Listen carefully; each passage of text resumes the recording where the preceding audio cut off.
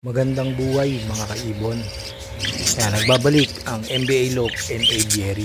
Kung bago nga kayo dito sa aking YouTube channel, ang MBA Loc and Aviary, pa-like, share, subscribe ng aking channel at don't forget to click the notification bell para updated po kayo sa aking mga video i-upload. Ayan, for today's video, pag-usapan nga natin kung ano nga ang karaniwang sanhi ng pagbabago ng ugali ng mga ibon. Siyempre kung napapansin nyo, pag nga kayo nag-aalaga ng ibon, iba-iba yung ugali ng kanilang galaw or pangangatawan. Yan ang pag-usapan natin kung ano nga yung karaniwang sanhi ng pagbabago nila. Yan, mamaya pag-usapan natin yan pagkatapos ng introng ito.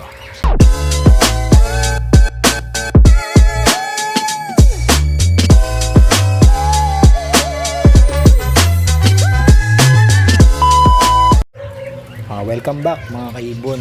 Yan nga, pag-usapan nga natin yung ano nga ba ang karaniwang sanhi ng pagbabago ng ugali ng ating mga ibon. Yan, syempre ang pagbabago nga ng pag-ugali ng ibon ay maaaring sanhi ng iba't ibang mga kadalilanan.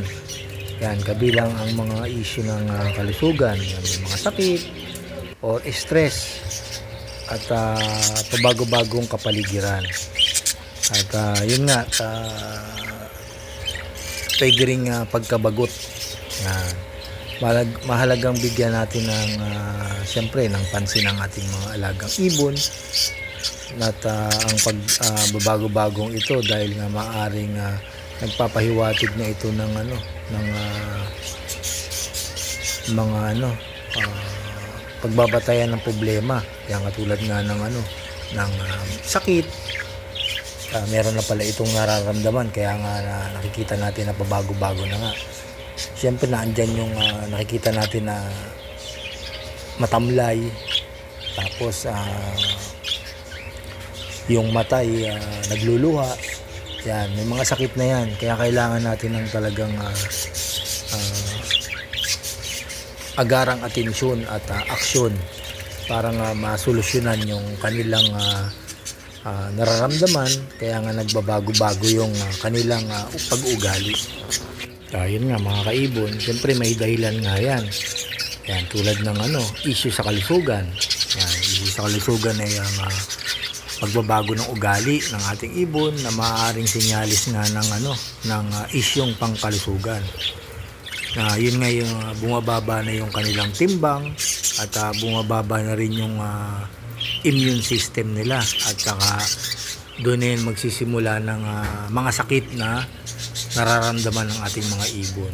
Kaya nga gaya ng sabi ko, syempre bigyan natin ng atensyon sila para makita nga natin na maging malusog at masigla sila sa kanilang ginagawang pang-araw-araw. Siyempre pag nakikita nga natin ito'y matamlay at nakasiksik na lang sa gilid, may nararamdaman na yun. Akala natin okay lang yun sa kanila, pero sa kanilang sarili ay meron na silang nararamdaman. Yan, gaya ng pwede rin sa gaya ng stress. Yan, pagiging stress nila, nagbabago-bago rin sa ng pagbabago sa kapaligiran o palipat-lipat ng pinaglalagyan na lugar.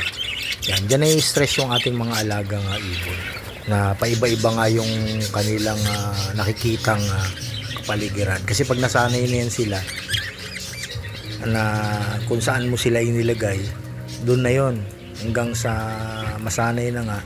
Kapag nilipat natin, panibagong tanawin na naman yung makikita nila, ay nai-stress talaga yung ating mga ibon. Siyempre dapat pag nag-alaga nga tayo, may sarili silang designated na paglalagyan na safe sila. Yan, pwede rin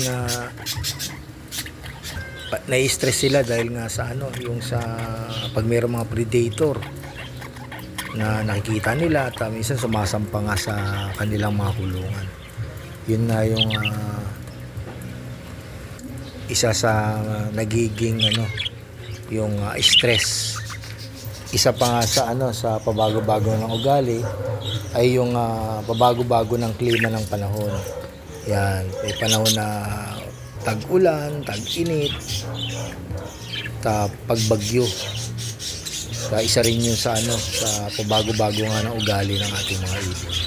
Saka isa pa nga yan yung pagiging stress ng ating mga ibon, yung nawawalan sila ng gana sa pagkain. At yun nga, nagiging go in life na pagka napapabayaan na nga natin na hindi natin alam, meron na palang naramdaman at nagkakaroon na ng sakit. Tapos yung pwedeng mga agat na sira or nagiging pagkayam, ayun, yung nagiging matatakutin na at nangangagat na. Yun nga yung mga ugali ng pag-stress na nga ang ating mga ibon. Tapos nagbabago rin ng physical na anyo. Yun nga, ito'y biglang naglalagas na yung mga balahibo. Kaya mapansin natin, naglalagas na yung mga balahibo ng ating mga ibon. At abnormal na na nangyayari sa balat nila. Yung nagtutuklap-tuklap, tapos minsan nagsusugat. Tapos may mga namamagang namamagang mata. Hindi natin napapansin, meron na palang mga nararamdaman yan. Tapos kung napapansin natin yung pagwatik ng ng paglaylay nga ng kanilang mga pakpak. Yan, kung mapapansin nyo, pag yung pagtayo nila nakalaylay na yung mga pakpak, yan, stress na po yan at pag-iiba-iba na yung pag-ugali nila. Dahil ito yung sinyalis na ng stress yan. Gaya ko nga sabi, sa stress nga talaga nangyayari yan. Sa ating mga ibon, bigyan natin agad ng atensyon, bigyan ng pangangailangan tulad ng vitamins, tapos may sapat na malinis na tubig at gulay. Yan ang mga gusto nila manunumbalik na yung kanilang mga lakas. Ayun yung napapansin natin na pagbabago sa kanilang pag-uugali dahil nga sa nararamdaman nila. Kaya kung ayaw natin na mangyari sa kanila, yun ng pabago-bago ng ugali, ay bigyan natin sila ng tamang oras at atensyon at maging malusog ang kanilang pangangatawan. Yan, sana nagustuhan nyo yung aking sinasabi, yung kwentuhan about sa pag-iibon. At sana mayroon akong ibigay sa inyong kaunting kaalaman sa pag-iibon. Yan, pa-like, share na lang po. Pa-share na lang po ng aking video para kumalat po sa ibang mga mag-iibon itong aking mga sinasabi, itong usapan natin about sa pag-iibon. Kung may mga tanong kayo mga kaibon, comment nyo na lang po dito sa aking video, dito sa comment section at mababasa ko naman po yan at kung kayang sagutin, pipilitin po natin sagutin at pwede natin gawa ng sarili nating video para malaman din po ng ibang mag-iibon, lalo na sa mga newbie na ano nga ang magiging na sagot natin sa inyong mga tanong.